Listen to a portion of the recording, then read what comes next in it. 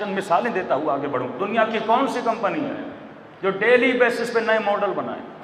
Mobile بناتے ہیں، ہر سال میں ایک نیا ماڈل آتا ہے، 6 مہینے میں نیا ماڈل آتا ہے، اس میں بھی بڑی سملرٹیز ہوتی ہیں، لیکن کوئی دنیا کی ایسی کمپنی نہیں جو ڈیلی بیسس پہ نیا ماڈل بنائے. لیکن وہ وحدہ لا شریک ہے، نہ اس جیسا کوئی ہے نہ اس کی مخلوق جیسا کوئی ہے. ڈیلی بیسس پہ انسان بنایا جا رہا ہے صدیوں سے. لیکن آپ 2 انسان مجھے ایسے دکھا سکتے ہیں جن کی شکل بالکل ایک جیسی ہو، جن کی سوچ ایک جیسی ہو؟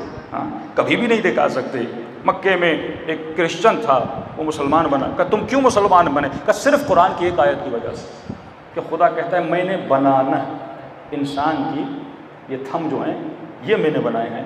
کہتا میں پریشان ہوا کہ آج تک کائنات میں کسی بھی انسان کا فنگر پرنٹ ایک دوسرے کے ساتھ نہیں ملتا. یعنی جگہ جگہ اس نے اپنی وحدانیت کی نشانی رکھی ہوئی ہے کہ اگر میں وحدہ لا شریک ہوں تو جو کرشمے دکھاتا ہوں اس میں بھی وحدانیت رکھی ہوئی ہے. تو ہے کوئی کائنات میں جو اتنے نئے نئے ماڈل بنائے. تو میں نے پچھلے سال آپ کو مثال دی تھی کہ انسان سوچے کہ اگر اللہ نے ماڈل بنایا ہے، مثلا مجھے بنایا، آپ کو بنایا، تو آپ مارکیٹ میں جاتے ہیں، ایک موبائل خریدتے ہیں اور اپنے گھر میں لے کر آتے ہیں. کسی بھی کمپنی کا، سیمسنگ کا ہو، ایپل کا ہو، کسی بھی کمپنی کا لے کر آتے ہیں. اس کے ساتھ ایک گائیڈ بک ہوتی ہے.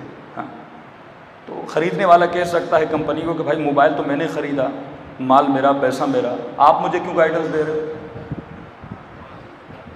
آپ مجھے کیوں گائیڈنس دے رہے ہو کہ موبائل کو ایسے یوز کرنا ہے، ویسے یوز کرنا ہے، آن یہاں سے ہوگا، آف یہاں سے ہوگا، والیوم اپ یہاں سے ہوگا، والیوم لو یہاں سے ہوگا. تو کمپنی کہے گی ہاں میری جان، موبائل خریدی تو تو نے لیکن بنائی تو میں نے.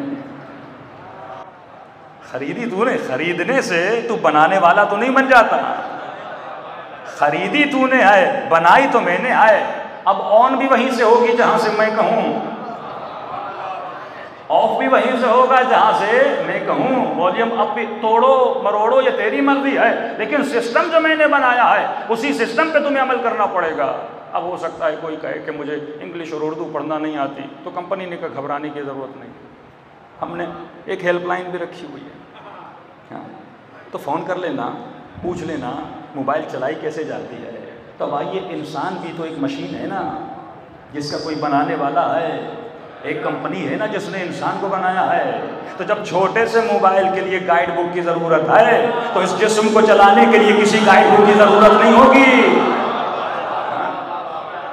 عقل کی دلیل دے رہا ہوں کہ رہے عقل کو کھولنا چاہتا ہوں.